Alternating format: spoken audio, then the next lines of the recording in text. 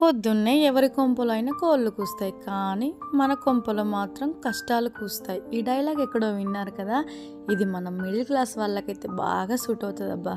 Salary కోసం 1 month నుంచి wait చేస్తాం. తీరా శాలరీ వచ్చాక ఈఎంఐలు, ఇంటి రెంట్లు, పాల బిల్లు, పవర్ బిల్లు, పిల్లల స్కూల్ ఫీజు, ఇంట్లోకి సరుకులు, లాస్ట్కి మళ్ళీ మంత్ ఎండింగ్ వరకు 1 రూపీ కూడా మిగిలేది లేదు. మన మిడిల్ క్లాస్ వాళ్ళ పరిస్థితి ఎలా ఉండిద్దంటే, మనకు రోగాలు కూడా మన బడ్జెట్లోనే రావాలి. బడ్జెట్కి మించి వచ్చినా కక్కలేక మింగలేక బకెట్ తన్నేసి పైకి వెళ్ళిపోవడం, ఇంకంతే సంగతి.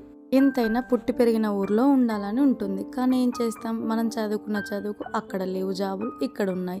బతుకు తెరువు కోసం వచ్చి బాధపడాల్సిందే తప్ప ఏం చేసేది లేదు. మనం కట్టే ఇంటి రెంట్లతో మనమే ఓన్గా ఒక పెద్ద బిల్డింగ్ కట్టుకోవచ్చు. కానీ ఏం చేస్తాం, మన దగ్గర అంత అమౌంట్ ఒకేసారి ఉండదుగా. ఇదనుకో మంత్లీ శాలరీ రాగానే ఇచ్చేస్తాం.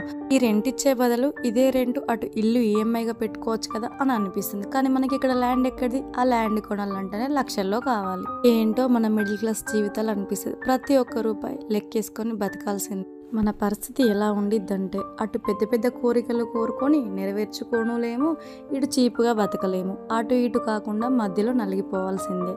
సో ఇక్కడ మా ఇంట్లో జరిగే సిచ్యువేషన్ ఏంటంటే, మాకు శాలరీ రాగానే అయితే సరుకులు తీసుకొని వచ్చాము హోల్సేల్ షాప్ నుండి.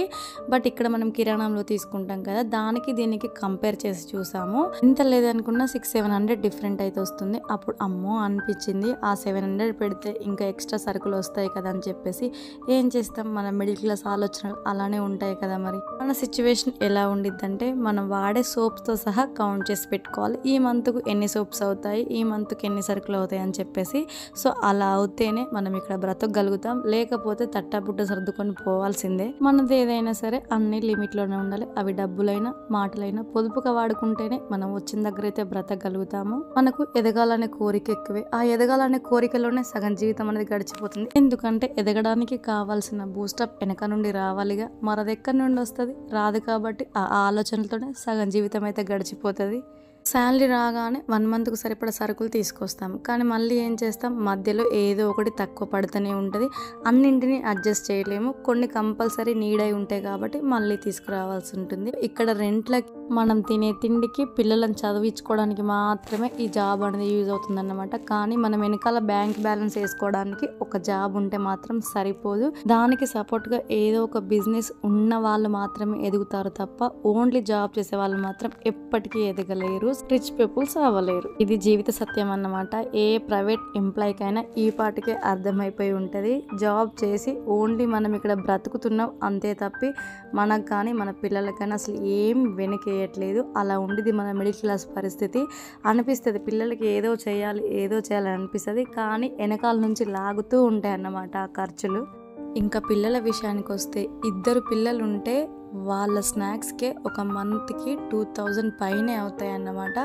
కాదనలేము, వాళ్ళ కడుపుని మార్చలేము. ఇక్కడ 2000 ఇంకా ఎక్కువే అవుతాయి. నన్ను అడిగితే ఫ్రూట్స్ కాస్ట్ అన్నీ పెరిగాయి కాబట్టి. ఇంకా హెల్త్ విషయానికి వస్తే, ఏదైనా హెల్త్ ఇష్యూ వచ్చి హాస్పిటల్ గడప దొక్కినామా ఇంకా అంతే సంగతి. ప్యాకెట్ ఖాళీ చేసుకొని ఇంటికి రావాల్సిందే తప్ప వేరే ఆప్షన్ లేదు. ఎందుకంటే మనకి ఎమోషన్స్ ఎక్కువ. ఆ టైంలో మనీ గురించి ఆలోచించాం, మన పిల్లల హెల్త్ గురించి ఆలోచిస్తాము. సరుకులు తీసుకునేటప్పుడు మీకు ఒక సజెషన్ ఏంటంటే, మీరు డీమార్ట్కి వెళ్ళినా, సూపర్ మార్కెట్కి వెళ్ళినా పిల్లలు మాత్రం వెంట తీసుకెళ్ళొద్దు. ఎందుకంటే వాళ్ళకి నచ్చినవన్నీ తీసి ఆ బాస్కెట్లో పడేస్తారు. కాదనలేమో మళ్ళీ అక్కడ ఏడుస్తారు. సో చిరాకు వచ్చి మనం ఏది కొంటామో ఏది కొనమో కూడా మర్చిపోతాము. ఇక్కడ నాకు మా ఆయనకు డిస్కషన్ ఏంటంటే, ఆ తాజ్ మహల్ టీ పౌడర్ నాకు చాలా ఇష్టము. నేను ఆ ఫ్లేవర్తోనే టీ తాగుతాను అన్నమాట. నాకు అది చాలా ఇష్టము.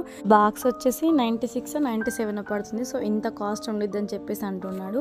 నేనేమంటున్నా, ఎంత మిడిల్ క్లాస్ అయితే మాత్రం కొన్ని ఎమోషన్స్ మనం వదులుకోలేము కదా. టీ అనేది నాకు ఎమోషన్ లాంటిది. నాకు హెడ్ ఎక్ వచ్చినా ఏది వచ్చినా కాసేపు నాకు ఇష్టమైన ఫ్లేవర్తో ఆ టీ ప్రిపేర్ చేసుకుని తాగితే అన్నీ మర్చిపోతాను అనేది నా ఫీలింగ్. ఇక్కడ మా పిల్లలు చూసారా, వాళ్ళ స్నాక్సే ఆ క్యాన్ నిండిపోయిందన్నమాట. ఇంకా పైన కొన్ని దాచేసాను, ఎందుకంటే అన్నీ ఒకేసారి చూపించామనుకోండి అన్నీ ఒకేసారి తినే రకం, మరి అందుకే కొన్ని దాచేసాను. మనం ఎలా ఉంటామంటే, ప్రతిదీ లెక్కేసుకొని ఈ మంత్ ఎంత ఖర్చు అయింది, ఇంకా నెక్స్ట్ మంత్ ఎంత ఖర్చు పెట్టాలి, దీనిలో అన్వాంటెడ్ ఏమైనా ఉన్నాయా తగ్గించుకోవాలి, ఇది అన్నమాట. అన్నమాట. ఇలా చేస్తేనే మనం బ్రతకగలుగుతాము. మనకు ప్రతి ఒక్క రూపాయి చాలా ఇంపార్టెంట్ అన్నమాట. చూసి జాగ్రత్తగా ఖర్చు పెట్టుకోవాలి. సరుకుల విషయానికి వచ్చేసరికి, ఇంట్లో విషయానికి వచ్చేసరికి మిడిల్ క్లాస్లో ఇదొక ఫేస్ అన్నమాట. ఇంకో ఫేస్ ఎలా ఉండిద్దంటే ఫ్రెండ్స్తో బయటికి వెళ్ళినా, లేకపోతే ఇంకెక్కడైనా పార్టీలైనా, ఫంక్షన్స్ అయినా ఇక్కడ పొదుపు చేసినాయని అక్కడ వాడేస్తామన్నమాట. అది కూడా మన వీక్నెస్ అనే చెప్పొచ్చు. అందుకే కదా మరి మనం మిడిల్ క్లాస్ అయింది. లేకపోతే మనం కూడా రిచ్ పీపుల్ అయ్యే వాళ్ళం. ఇక్కడ ఆలోచించినట్టు అక్కడ ఆలోచిస్తే మనం ఎందుకు ఎదగలేము అని నా ఫీలింగ్. డెఫినెట్గా మీకు ఈ టాపిక్ మీద ఏమనిపించిందని నాకు కింద కామెంట్ చేయండి. ఇది కాదండో, ఇంకా చాలా మెంటాలిటీస్ ఉన్నాయి మన మిడిల్ క్లాస్ వాళ్ళలో. హస్బెండ్ వైఫ్ విషయానికి వస్తే, ఒకవేళ హస్బెండ్ ఎక్కువ ఖర్చు పెట్టేవాడైతే వైఫ్ ఏమనుకుంటుంది, తను ఎన్ని పెట్టట్లేదు అంత ఖర్చు పెడుతున్నాడు, నేను ఇది కొనుక్కుంటే ఏమవుతుంది, నేను ఇది తీసుకుంటే ఏమవుతుందని వైఫ్ ఫీలింగ్. ఒకవేళ వైఫ్ ఎక్కువ ఖర్చు పెట్టేదైతే హస్బెండ్ ఏమనుకుంటుంది, అది ఎన్నో ఖర్చు పెడుతుంది, నేను ఇది కొంటే తప్ప, నేను ఇది తీసుకుంటే తప్ప అని హస్బెండ్ ఫీలింగ్ అన్నమాట. ఈ ఇద్దరి మైండ్ సెట్లో ఎవరిదో ఒకరు చేంజ్ చేసుకున్నా కూడా కొంచెమైనా మనీ సేవ్ చేసుకోవచ్చు అనేది నా ఫీలింగ్. సాలరీ రాగానే ఈ 2-3 రోజుల్లో ఖర్చు పెట్టేద్దాం, ఎంజాయ్ చేద్దాం అనేది కాకుండా ఈ 1 మంత్ వరకు ఈ శాలరీని ఎట్లా అడ్జస్ట్ చేయాలనేది ఆలోచించాలి. ఇంకా సరుకులన్నీ సర్దేశాక మా ఫ్రెండ్ది షాప్ అన్నమాట, కొత్త స్టాక్ తీసుకొచ్చాను చూడండి వచ్చని చెప్తే ఫ్రెండ్స్ అందరం కలిసి అయితే వెళ్ళాము. ఇక్కడికి వెళ్ళాక మన మనసు ఊరుకుంటుందా, అన్నీ కావాలనిపిస్తుంది. మనం ఎంత మిడిల్ క్లాస్ అయినా కొన్ని కంపల్సరీ నీడ్ అయ్యేవి ఉంటాయి, అవి తీసుకొని మిగతా వాటి గురించి ఆలోచించాలి. సో అది మన మిడిల్ క్లాస్ మెంటాలిటీ. చూసినవన్నీ కావాలనిపిస్తుంది, కానీ అంతలోనే మన సిచ్యువేషన్ ఏంటి, మన బడ్జెట్ ఏంటనేది మనకు గుర్తొస్తుంది. మనం మిడిల్ క్లాస్ వాళ్ళ గురించి ఒక్క మాటలో చెప్పాలంటే, కొందరిలో కొన్ని కలలు తీరేలోపే కొన్ని కళ్ళు శాశ్వత నిద్రపోతాయి. ఇంకొందరిలో ఆశలు నెరవేరేలోపే నిరాశలు నేనున్నానంటూ పలకరిస్తాయి. ఇది మన పరిస్థితి. దీని నుంచి మనం ఎప్పటికీ బయటపడలేము. జీవితాంతం అడ్జస్ట్ అయి బ్రతకాల్సిందే. ఇంకా షాపింగ్ విషయానికి వస్తే చాలా నెంబర్ ఆఫ్ వెరైటీస్ తీసుకొచ్చింది. హాఫ్ శారీసు, డ్రెస్సెస్ చాలా ఉన్నాయి. మీకు ఇదివరకు ఒకసారి చెప్పాను కదా, షాప్ బంగారిగడ్డలో ఉండిద్దని చెప్పేసి, మసీద్ బ్యాక్ సైడ్ చౌటుప్పలు అన్నమాట. ఎవరికైనా కావాలంటే వెళ్ళి తీసుకోండి. చాలా బాగున్నాయి కలెక్షన్, రీజనబుల్ ప్రైస్ కూడా. దీని మీద అయితే ఫుల్ వీడియో చేయడానికి ట్రై చేస్తాను. Okay, thank you, bye bye.